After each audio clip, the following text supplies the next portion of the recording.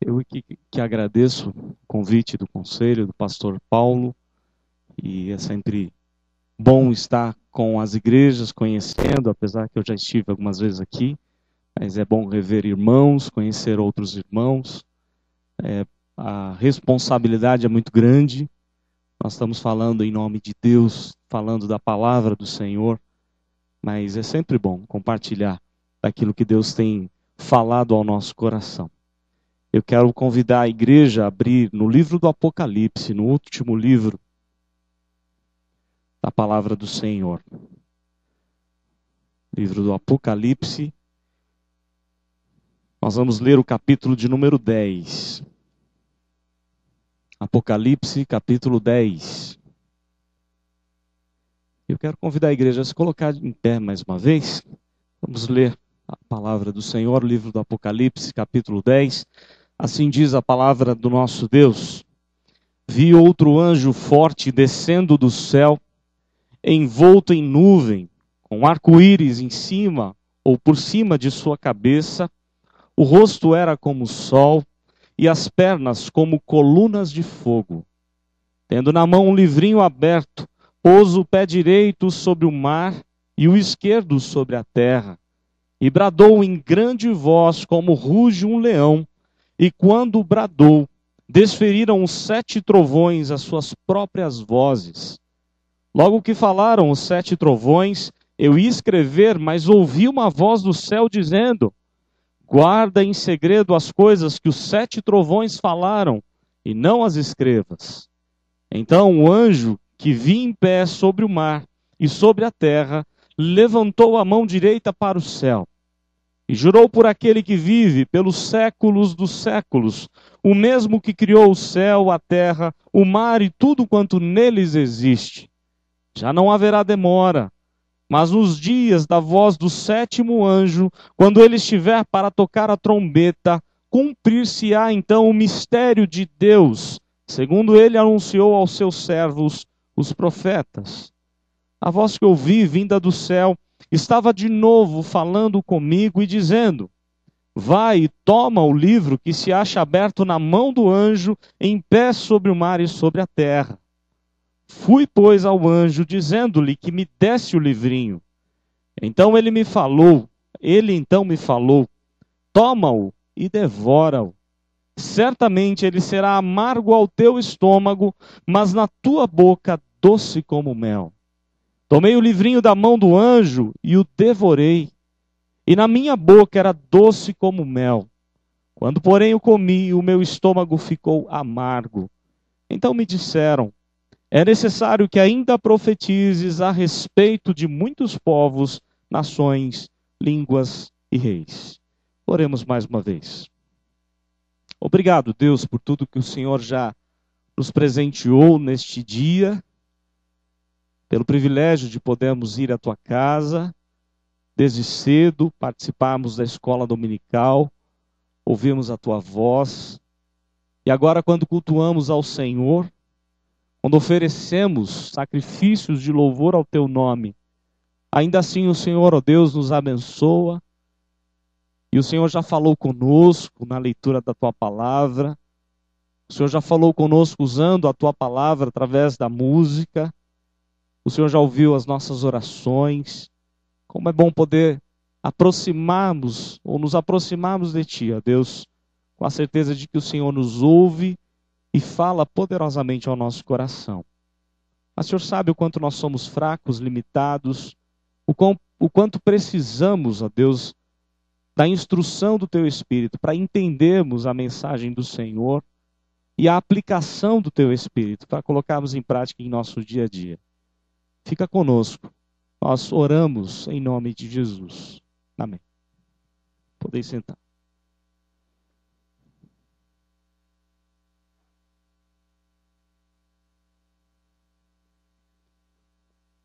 Nós estamos passando por alguns dias difíceis, principalmente aqui em nossa cidade ou na região metropolitana de São Paulo. As notícias não são muito boas. É só nós ligarmos a televisão, o rádio, e todos os dias vemos essa onda tão séria, tão grave da violência. E eu costumo dizer que se você todo dia só se preocupar em ligar a TV para ouvir os noticiários, você não tem nem coragem de sair de casa. A chance de ter uma depressão é grande, é enorme, porque realmente os dias são complicados. Mas a palavra de Deus ensina que nós não podemos olhar para as situações da vida. Nós precisamos olhar para o Senhor. Não podemos olhar para a força do vento que está ao nosso redor, como fez Pedro quando desceu daquele barco no lago de Genezaré. Precisamos olhar para o Senhor. É verdade também que podemos e devemos ter prudência, tomar mais cuidado, estar mais atento, procurar chegar mais cedo em casa. Tudo isso é algo positivo que nós podemos fazer para nos proteger. No entanto, eu não posso parar a minha vida, não posso deixar de trabalhar, de estudar, deixar de vir à igreja por medo, por conta da onda tão grave da violência que nós vemos nos nossos dias. E a solução para a violência não está nos nossos governantes. Nós não sabemos, aliás, nós sabemos muito bem que quem governa todas as coisas é o Senhor. A nossa confiança tem que estar no Senhor. É hora também de orarmos, sim, pelas autoridades. Orarmos pelos policiais que estão aí para nos proteger, os militares de uma forma geral. Mas, acima de tudo, é hora de confiar em Deus. Nesse Deus que tem todo poder e autoridade. E eu creio que não há consolo maior, aliás, ninguém consegue nos consolar, trazer uma mensagem de confiança para a gente, a não ser a palavra de Deus. É a palavra de Deus que faz diferença para todos nós. E a pergunta que fica é: quanto tempo você tem dispensado ou investido na sua vida devocional com Deus? Quanto tempo você tem investido por dia para conhecer a vontade de Deus na sua vida? Nós entendemos que a Bíblia é a única regra de fé e de prática. Mas às vezes no dia a dia, na correria, na agenda tão pesada que todos têm. Aliás, hoje, até mesmo crianças e adolescentes, eu trabalho com um jovem adolescente há mais de 16 anos, ou cerca de 16 anos. E uma das dificuldades que eu tenho é encontrar um espaço na agenda deles para me receber. Porque o adolescente ele está tão envolvido, tão comprometido com estudos, cursos, e tem que ser assim mesmo, infelizmente. Mas tudo isso tem gerado uma ansiedade na gente, quando a gente corre atrás das coisas da vida e esquece que o principal é a palavra do Senhor. Cremos sim que a Bíblia é a única regra de fé e de prática, mas às vezes ela fica tão distante da gente no dia a dia. Isso não pode acontecer porque é dela que vem tudo aquilo que a gente precisa para prosseguir nesse mundo tenebroso, nesse mundo tão difícil no qual nós vivemos, mas com a certeza de que Deus está conosco. Ele é o nosso refúgio e fortaleza, socorro bem presente nas tribulações. Houve um homem muito famoso na história da igreja, e vocês devem conhecê-lo bem. Aliás, na semana passada nós comemoramos o dia em que ele colocou na porta da Catedral de Wittenberg, na Alemanha, alguns erros, um protesto contra erros da igreja. E aquele homem, por conta daquele protesto, ele foi parar numa chamada reunião, assembleia ou dieta de Worms, onde seria julgado e condenado pela liderança eclesiástica, a liderança da igreja, condenado à morte. E Lutero, quando partiu para essa viagem, algumas pessoas diziam: não vá para lá, não vá para Worms, porque eles querem te matar. Mas Lutero não deu ouvidos, porque ele sabia que o principal era defender a palavra de Deus. O principal era falar da palavra de Deus. E ele estava disposto a entregar sua própria vida para isso, se assim fosse preciso. E ele caminha então para aquela reunião. E ao sair da reunião, a reunião aconteceria alguns momentos, alguns dias, não era só um dia. E para sua surpresa, ele foi sequestrado ao sair da reunião. Nem ele sabia, nem seus amigos, nem sua família. Ele foi sequestrado por um homem chamado Frederico, príncipe da região da Saxônia, na Alemanha. E este homem o levou para um castelo, o castelo de Wartburgo. O que é interessante, o que é significativo, é que foi ali naquela fortaleza, naquele castelo quase inacessível. Somente quem estava dentro do castelo podia dar acesso aos de fora. É ali que Lutero traduz o Novo Testamento. Passa um ano, praticamente um ano, ou quase um ano naquele castelo. traduzindo o Novo Testamento para a língua alemã. Ali também ele compõe vários hinos, e o principal deles, Castelo Forte ao Nosso Deus, baseado no Salmo 46, e a mente de Lutero, a tese, o entendimento dele era que não era o castelo que o protegia, mas Deus que era o seu refúgio e fortaleza, e por isso ele compõe aquele hino tão belíssimo, o hino considerado o hino da Reforma Protestante. Ninguém queria que Lutero saísse dali, ele era útil naquele castelo. Mas aconteceu um problema muito sério nas regiões, nas cidadelas, nos vilarejos alemães. Um homem enganando algumas pessoas, agindo de maneira violenta, começou a apedrejar igrejas, a quebrar comércio. Este homem e o grupo dele, conhecido como os profetas de Zical, eles achavam que receberam novas revelações da parte de Deus. E começaram a fazer barbaridades. E tinha uma solução. Ou Lutero saía daquele castelo, arriscando a sua própria vida, ou a reforma protestante não mais existiria. Porque as pessoas achavam que eram os protestantes que estavam causando baderna. Os profetas de Zical invadiam as cidades, batiam nos sacerdotes, batiam em pessoas, tudo em nome de Deus, em nome de uma nova revelação da parte de Deus. Lutero então sai do castelo, e numa manhã lá em Wittenberg, numa manhã de domingo, ele vai desmascarar cada um dos profetas de Zical, e vai dar à reforma uma direção muito preciosa, um lema maravilhoso que era só as Escrituras. Nada mais do que as Escrituras. Nada além do que as Escrituras. Tudo que Deus quis revelar para a gente está aqui. O que Ele não quis revelar, Deuteronômio 29, 29, não tente descobrir. O que Deus não quis revelar para mim e para você, o que não está na Bíblia, não tente descobrir. Porque a palavra de Deus é muito taxativa, e Deuteronômio 29, 29 diz: as coisas reveladas pertencem a nós, os nossos filhos, as encobertas a Deus.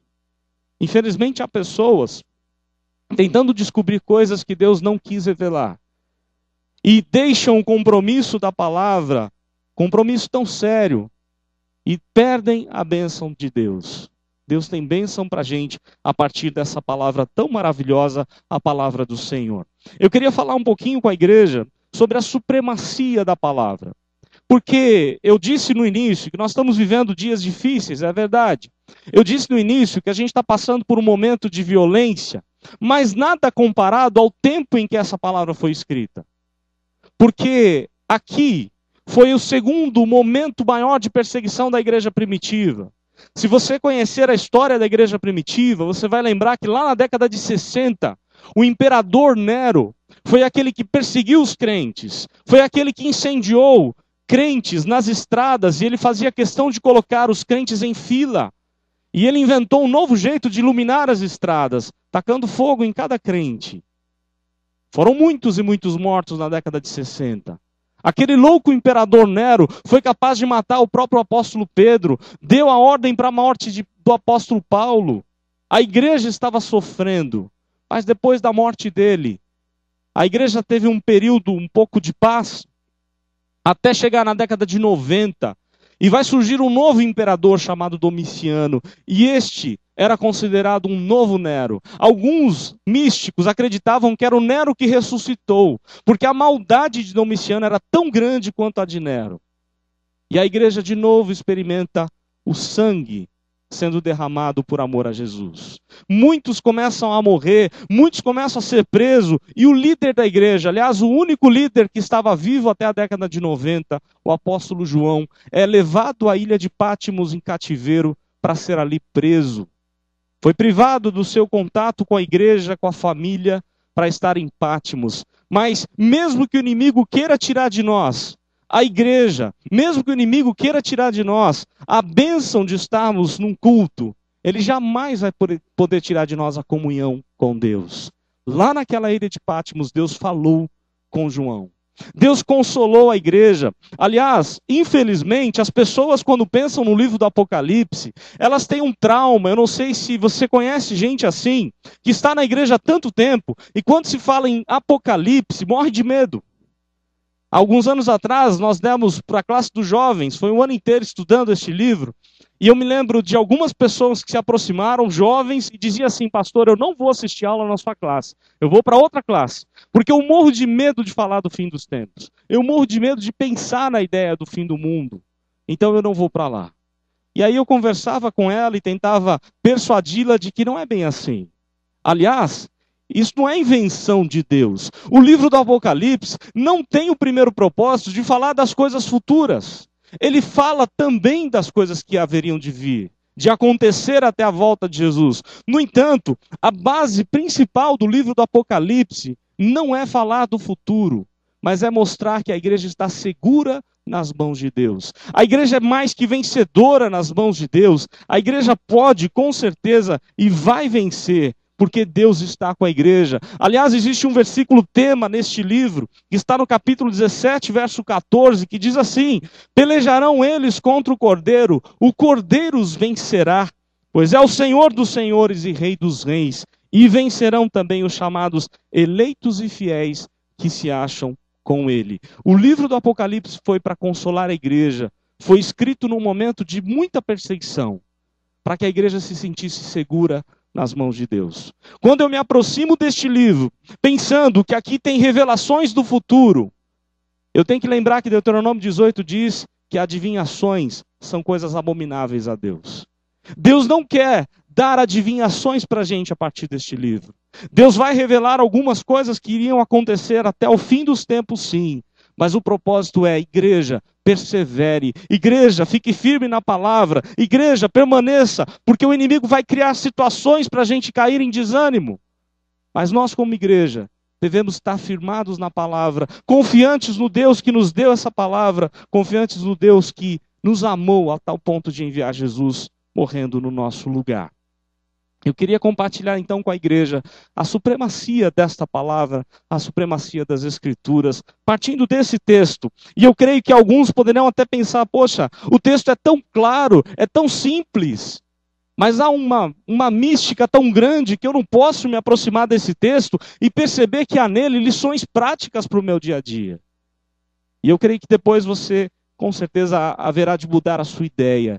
Este texto, assim como todo livro, é muito prático para o nosso dia a dia. Tem lições preciosas para todos nós. A primeira lição que a gente encontra no texto é que a palavra de Deus, ela não é uma palavra simplesmente como uma palavra de um governante, governador.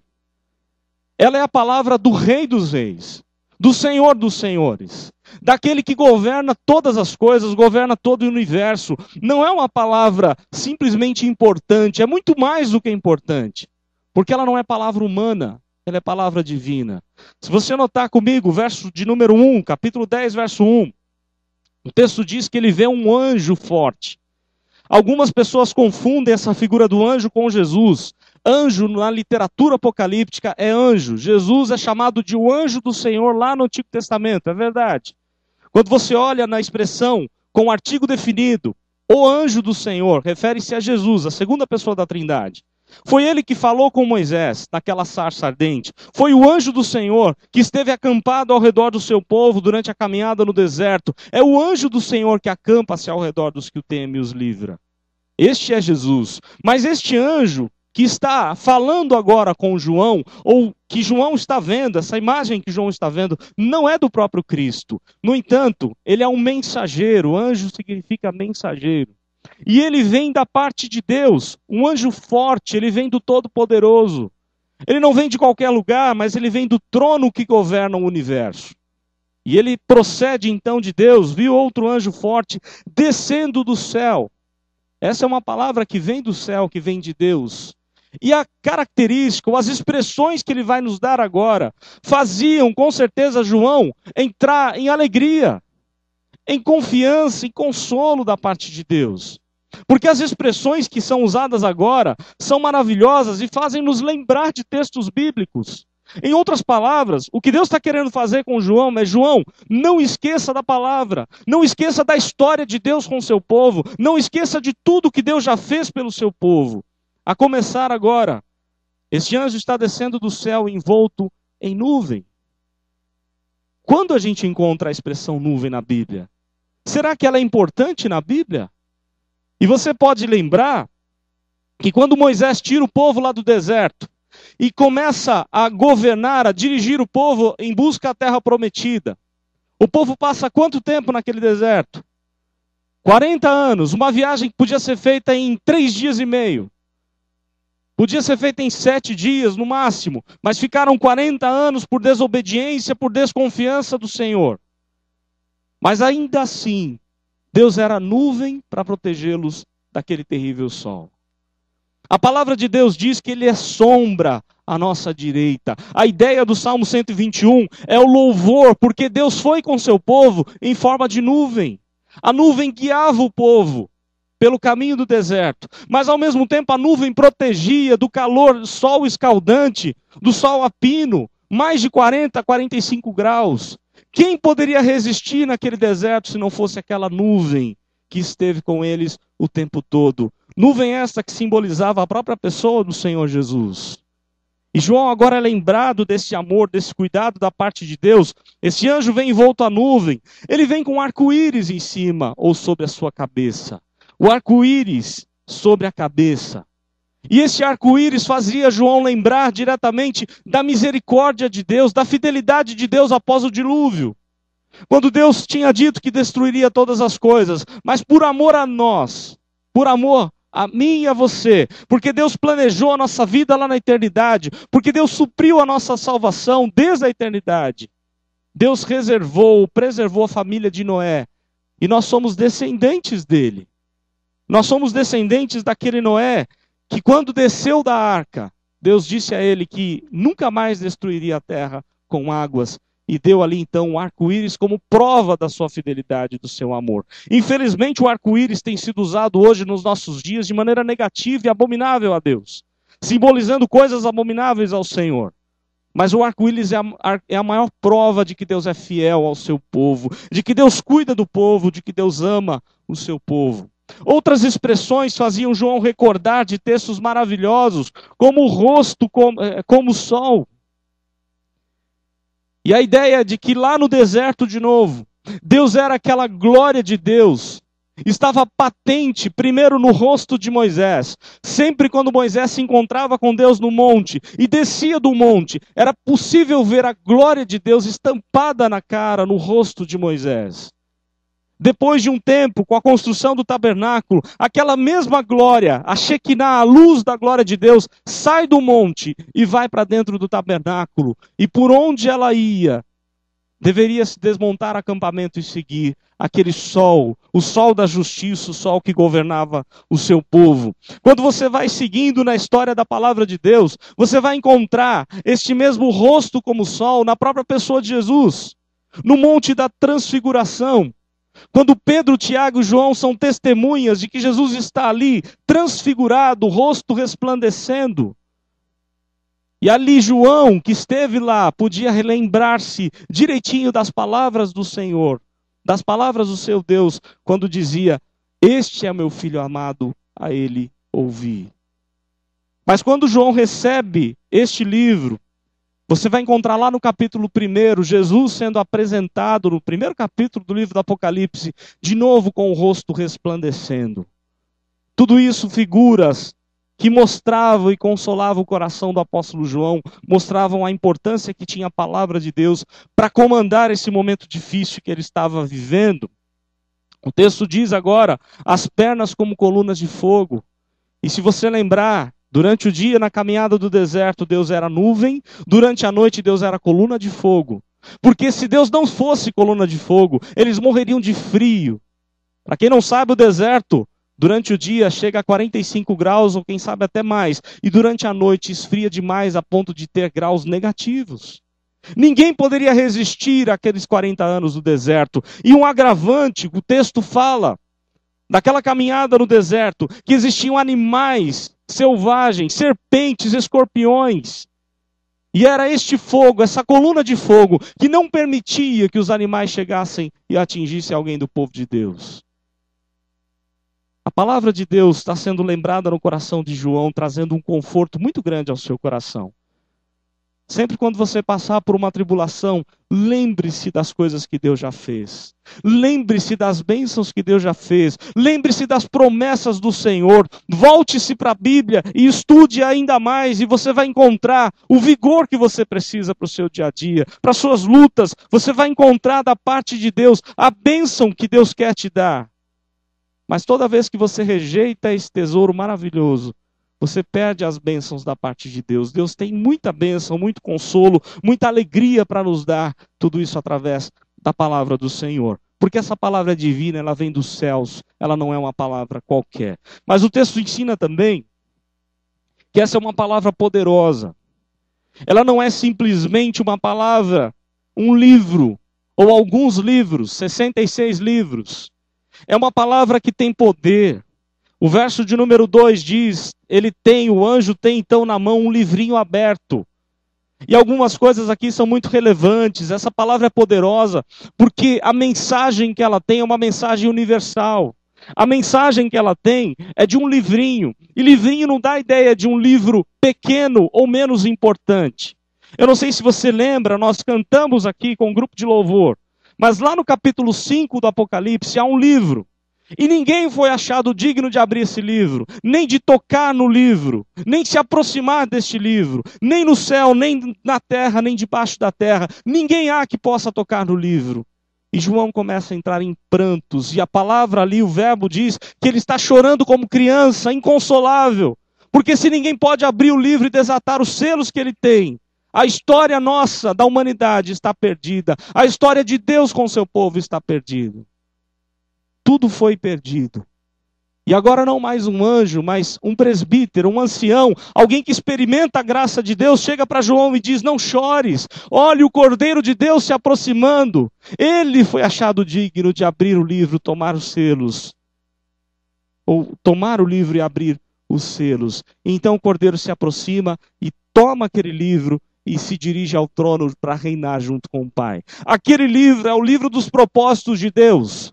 No entanto, parte daquele livro, a expressão usada aqui por João, livrinho, tem a ideia de um livro que partiu daquele que está nas mãos de Jesus. Aquele nós não temos acesso, porque aquele é toda a história de Deus, todo o planejamento de Deus. No entanto, nós temos parte desse planejamento, que é a Bíblia, é a palavra do Senhor. Tendo na mão um livrinho, e esse livrinho está aberto, ele tem que ser proclamado em todos os lugares. Porque ainda é o dia aceitável, hoje é o dia da salvação. Enquanto nós estamos aqui, enquanto Jesus não voltar, esse livro estará aberto. Mas chegará um tempo em que esse livro não mais vai existir. A Bíblia é temporária. A Bíblia é para essa caminhada terrestre. Lá no céu não precisaremos da palavra, porque nós teremos a palavra diretamente daquele que se assentou com o Pai no seu trono, chamado o Cordeiro de Deus, o leão da tribo de Judá. Essa é uma palavra poderosa porque ela é universal. O livro está aberto para todos lerem, para todos serem atingidos por ele. E aí o texto diz, verso 2, que ele põe então o pé direito sobre o mar e o esquerdo sobre a terra, indicando de novo que é para todo mundo. Todos os povos devem ouvir essa palavra. Todos os povos devem ser atingidos. Cada um dos povos pode e deve ser atingido com a pregação do Evangelho. Daí o verso 3 mostra para a gente ainda mais o quanto essa palavra tem poder. Porque o texto diz que aquele anjo ele vai bradar com grande voz, como ruge um leão. E quando ele vai bradar, ou quando ele brada, desferiram as vozes, ou os 7 trovões, as suas próprias vozes. Algumas coisas aqui são muito relevantes, muito interessantes. Primeiro, porque o anjo, que vem direto do leão da tribo de Judá, ele foi dirigido, ele vem representando o leão da tribo de Judá, para falar com João. Agora esse mesmo anjo, ele vai bradar como ruge o leão. E eu não sei se você sabe, mas um leão quando ruge, ele chega, o rugido do leão na selva, dá para ouvir, dependendo da situação, dá para ouvir a cerca de 8 a 10 quilômetros. Por isso a força do seu rugido causa medo e pavor em todos os outros animais. Daí ele ser considerado, um dos motivos dele ser considerado o rei da selva. Porque o rugido do leão é forte e causa medo. E quando você vai para a palavra de Deus, você vai encontrar lá em Pedro, que é alguém que está ao nosso derredor. rugindo como leão, esperando tragar cada um de nós, acabar com a nossa vida. Mas o que agora João recebe da parte de Deus é o lembrete de que mesmo que Satanás esteja ao nosso derredor, rugindo como leão, está ao nosso redor o anjo do Senhor. Aquele que se acampa ao redor dos que o temem, os livra. Aquele que ruge muito mais forte, porque ele é o leão da tribo de Judá. É ele a raiz de Davi, ele é aquele que venceu. E o rugido de Jesus é muito maior do que qualquer rugido de qualquer inimigo do povo de Deus. Isso fica muito claro, se você lembrar de alguns textos, lá no Evangelho de Marcos, capítulo 5, você vai encontrar Jesus atravessando o lago de Genezaré, o mar da Galileia. Você vai encontrar aquela tempestade enorme, terrível, e Jesus está dormindo no barco. Quando Jesus se aproxima, eles navegaram a noite inteira, uma madrugada difícil, ainda não havia saído o sol, e eles chegam na parte do outro lado, na margem do lago de Genezaré. Mas o que é interessante, o capítulo de Marcos diz que quando Jesus aponta com seus discípulos, vai um homem todo endemoniado, com cerca de uma legião de demônios, muitos demônios, uma legião romana, eram pelo menos 5.000 homens. Para a gente ter uma ideia de quantos demônios atormentavam aquele homem, cadeias não podiam prendê-lo, ninguém podia passar por ali com o risco de ser morto por aquele homem. E aquele homem, quando vê Jesus descendo do barco com seus discípulos, ele sai correndo em busca de Jesus, pronto para matar Jesus. Algumas pessoas acreditam até que foi o próprio Satanás que tentou matar Jesus no barquinho enquanto ele dormia. Mas quando Jesus chega naquela margem, quando o inimigo, aquele homem endemoniado, chega para acabar com Jesus, ele se prostra aos pés de Jesus, porque todo inimigo estará aos pés de Jesus, porque Jesus é o Senhor dos senhores e Rei dos reis. Não há quem possa ir contra o seu poder. E Jesus então vai transformar a vida daquele homem, porque o rugido de Jesus é muito maior do que qualquer rugido do inimigo. Essa é a mensagem que João está recebendo da parte de Deus. Em outras palavras, Deus está dizendo a João, a vida está difícil, a caminhada está complicada, o imperador está matando muita gente, mas não perca de vista que o Senhor é o Senhor dos senhores, que Deus está no controle. Nós não podemos perder de vista. E em outras palavras, Deus está dizendo para João, aquietai-vos e sabei que eu sou Deus. Nenhum inimigo pode contra o meu poder. Essa é uma palavra poderosa, é a palavra do Senhor. É essa palavra que vai desferir os 7 trovões, e trovões no Apocalipse significa juízos de Deus. Os juízos de Deus vão acontecendo sim. Mas o que é interessante, eu disse que a palavra vem do céu, e eu disse que a palavra é poderosa, mas uma outra lição que o texto nos dá é que a palavra de Deus é única. Porque se você notar a partir do verso 4, logo que falaram os 7 trovões, eu ia escrever, diz João, mas ouvi uma voz do céu dizendo, guarda em segredo as coisas que os 7 trovões falaram e não as escreva. Agora uma nova lição que Deus dá a João. Em outras palavras, Deus está dizendo a João, João, não escreva o que você viu e ouviu da voz dos 7 trovões. Infelizmente, nos nossos dias, há livros. Se você andar por livrarias evangélicas, você vai encontrar gente escrevendo que disse que descobriu qual era a voz dos 7 trovões. Há pessoas escrevendo livros, dizendo que diz saber aquilo que Paulo não revelou quando subiu ao 3º céu, e Deus, para proibi-lo de revelar e de se ensoberbecer, colocou nele um espinho na carne. Há pessoas revelando o que Daniel não conseguiu entender e revelar completamente. Há pessoas que estão indo além das Escrituras, e Paulo, quando fala sobre esse assunto, diz que é maldito, é anátema, deve ser considerado de lado aquele que vai além das Escrituras, que vai além do Evangelho do Senhor. A palavra de Deus é única, é ela que está aberta, este é o livro aberto para todos lerem. Mas aquilo que não foi revelado tem que ser deixado de lado. Eu não posso nem querer cogitar e saber qual é a mensagem desses trovões. O que é para mim é a palavra do Senhor. E aí João então é proibido de escrever, porque a palavra de Deus é única. É só nela que nós devemos confiar. E o texto continua. A palavra de Deus é única, porque o texto, eu não sei se você notou, mas agora o anjo, ele se coloca em pé sobre o mar, verso 5. Em pé sobre o mar e sobre a terra, levanta a mão direita como um juramento a Deus. Ele levanta aquele livro que está em sua mão. E aí o verso 6 diz: e jurou por aquele que vive pelos séculos dos séculos, o mesmo que criou o céu, terra e o mar e tudo quanto neles existe, já não haverá demora. Há muitas vezes nós achamos que Deus está demorando para atender o nosso pedido. Quantas vezes nós somos impacientes? Nós vivemos na geração do fast food, da comida rápida. Se você lembrar, alguns anos atrás, quando não existia micro-ondas, não existia também esse negócio de comida congelada. Nós tínhamos que fazer a comida, isso demorava. De repente íamos em alguns lugares e as senhoras preparavam a massa do macarrão. Para depois fazer o macarrão, o molho e tudo mais. Tinha a preparação da massa. Hoje, quem sabe, de repente você vai comer em alguma casa aí é miojo. Porque ninguém tem tempo mais para parar para fazer comida. Ninguém tem tempo mais para as coisas dessa vida, coisas tão irrelevantes e importantes. E a tendência nossa é tentar fazer isso com Deus. Levar para a nossa vida espiritual essa impaciência. Se eu pedir algo para o Senhor, Ele tem que fazer agora, eu não posso esperar.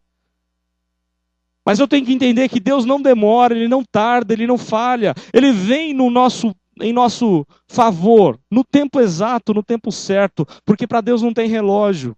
Ele criou o tempo. Mas para Deus não tem tempo. O tempo dele é o tempo perfeito, o tempo da ação dele. E aí o texto diz que tudo aconteceria sem demora. A ideia é, seja paciente, espere. Em outras palavras, Deus está consolando o coração de João e dizendo: João, espere. Espere no Senhor. Lembre-se de Davi quando diz: esperei confiantemente no Senhor. E Ele se inclinou para mim e me ouviu quando clamei por socorro. E quando Davi fez isso, ele teve um louvor dentro do seu coração. Aprenda a esperar em Deus. Aprenda a esperar no Senhor. Aprenda a perseverar no Senhor. A palavra de Deus é única porque ela nos ensina a esperar. A palavra de Deus é única porque ela é a única revelação da parte de Deus para nós. E agora o verso 7. Mas os dias da voz do sétimo anjo, quando ele estiver para tocar a trombeta, cumprir-se-á então o mistério de Deus, segundo anunciou aos seus servos, os profetas. As trombetas do livro do Apocalipse, elas têm a seguinte mensagem. As 6 primeiras trombetas. Arrependei-vos. Prepara-te para te encontrares com teu Deus. Quando toca-se uma trombeta, coisas sobrenaturais acontecem, manifestações da natureza acontecem, como um motivo, como um sinal de que Deus não vai demorar e Ele vai voltar no tempo certo. É a prova de que Deus está cumprindo a sua palavra. As promessas de Deus estão se cumprindo, por isso, prepara-te para te encontrares com teu Deus. E a primeira trombeta vai tocando, a segunda, a terceira. Mas quando chegar na 7ª trombeta não há mais tempo. A 7ª trombeta é o juízo final da parte de Deus. Por isso, a igreja tem que estar vigilante, esperando no Senhor a cada dia. E por fim, ainda nessa palavra que é única, nós aprendemos algo muito precioso a partir do verso 8. A voz que ele ouve, a voz que João ouve vem do céu. E agora não é mais um anjo que está falando com ele. Agora ele não tem mais a visão do anjo, agora é a voz do Senhor que ele ouve. A voz que ouvi vinda do céu, verso 8, estava de novo falando comigo e dizendo: vai, toma o livro que se acha aberto na mão do anjo, em pé sobre o mar e sobre a terra. Verso 9, fui pois ao anjo dizendo-lhe que me desse o livrinho. Então ele me falou: toma-o e devora-o. Certamente ele será amargo ao teu estômago, mas na tua boca doce como o mel. Deus dá uma ordem a João: toma aquele livrinho da mão do anjo e devora-o. E aí a pergunta que eu quero fazer para você é: você tem devorado essa palavra? Você tem entendido que a Bíblia, por ser palavra de Deus, ela é o único alimento que faz diferença para nós? Segundo o profeta Jeremias, é a palavra de Deus que faz diferença.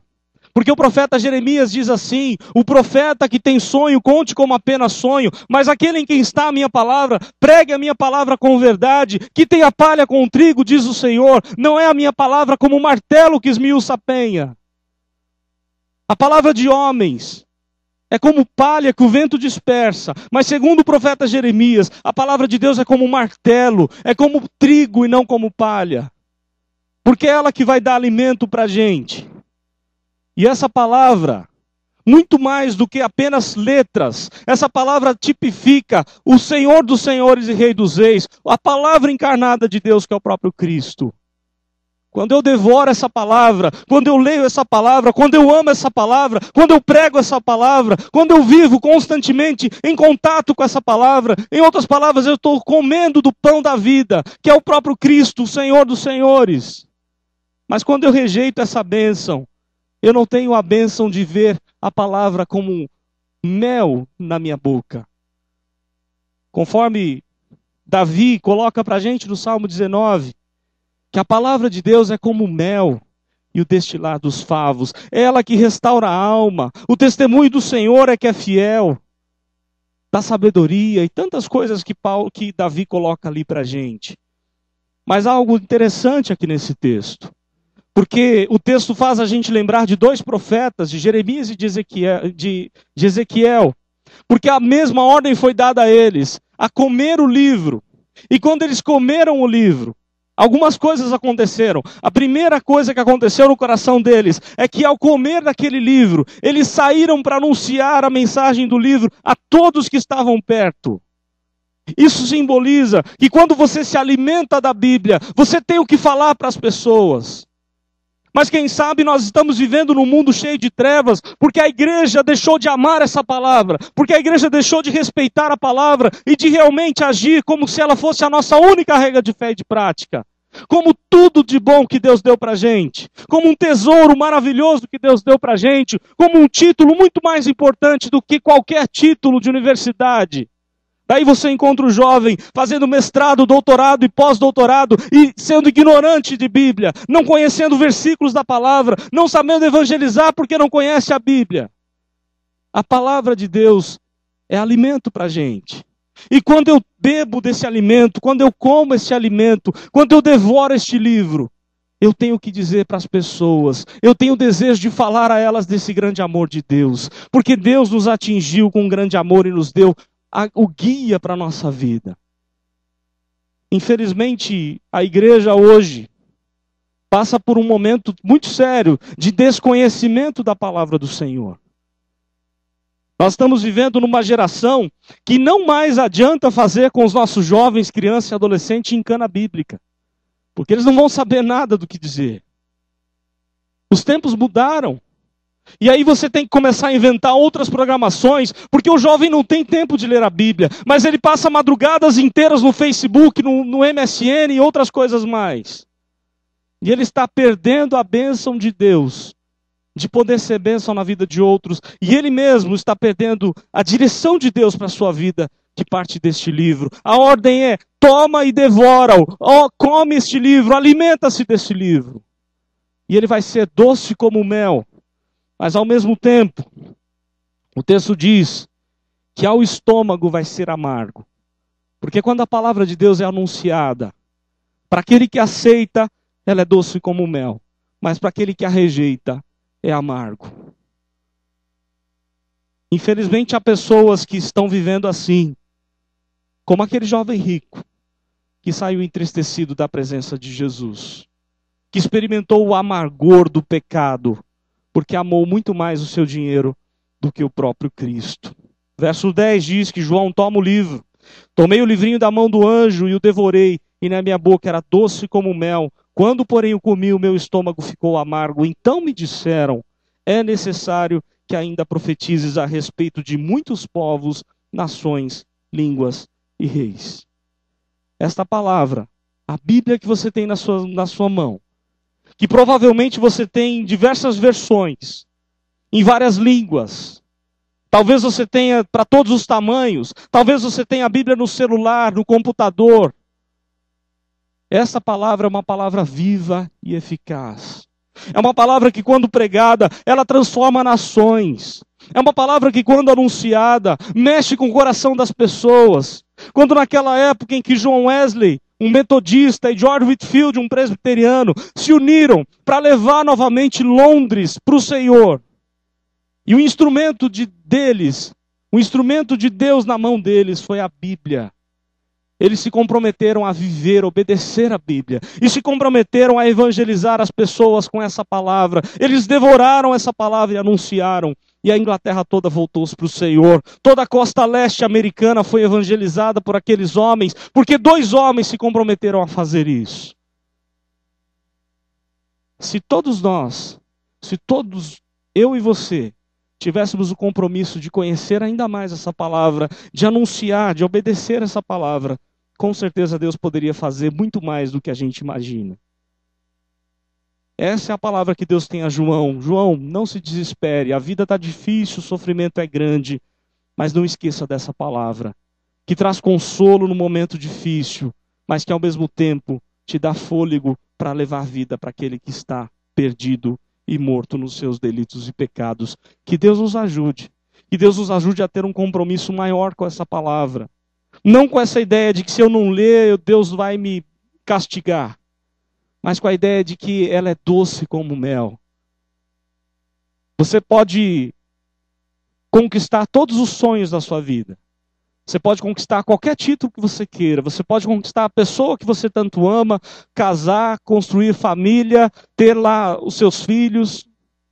Mas se você desprezar essa palavra, você nunca vai encontrar a alegria que Deus tem para te dar. A vida abundante que Deus quer te dar. Porque a palavra de Deus ensina através do Senhor Jesus. É que todo aquele que beber da água que Ele der, e esse rio da água viva vem através da Bíblia. Daquele que beber da água que Ele der do seu interior, fluirão rios de águas vivas. Deus quer derramar torrentes de água sobre a sua vida. Deus quer derramar torrentes de água sobre a sua descendência. Deus quer derramar bênção sem medida sobre a vida da igreja, mas a igreja tem que se comprometer em amar essa palavra, em defendê-la, em estudá-la, em obedecê-la, em pregá-la em todo o tempo, quer seja oportuno, quer não, conforme Paulo instrui a Timóteo. Que Deus nos ajude a sermos fiéis a essa palavra tão preciosa. Amém.